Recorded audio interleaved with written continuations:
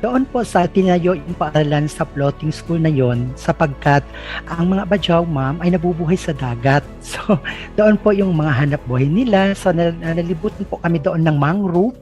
So, malapit lang po ang bahay nila doon.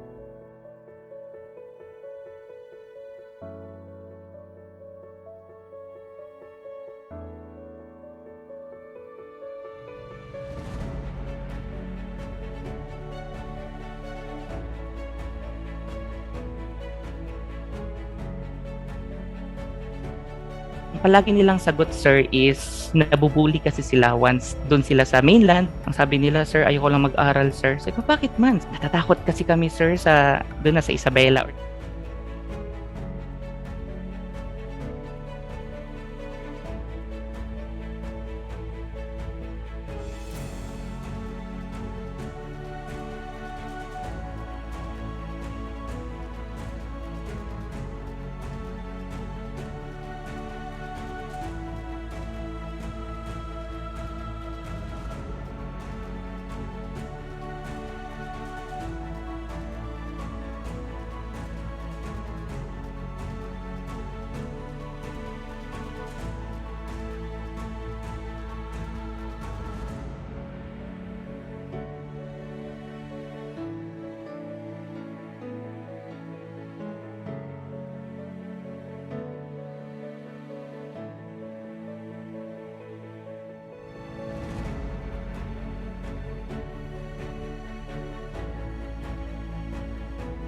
Tag-ulan, malaki yung alon, buti na lang na mayroon ang mga kaguruhan ay life jacket na binigay sa amin. Sometimes ang mga bata ay basa ang kanilang mojo kung hinahati dahil kulang pa rin ang mga bangka namin doon.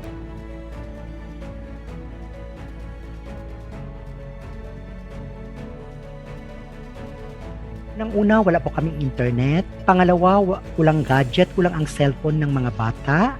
At pangatlo, ang mga parents o ang magulang ng mga bata ay halos walang pinag-aralan.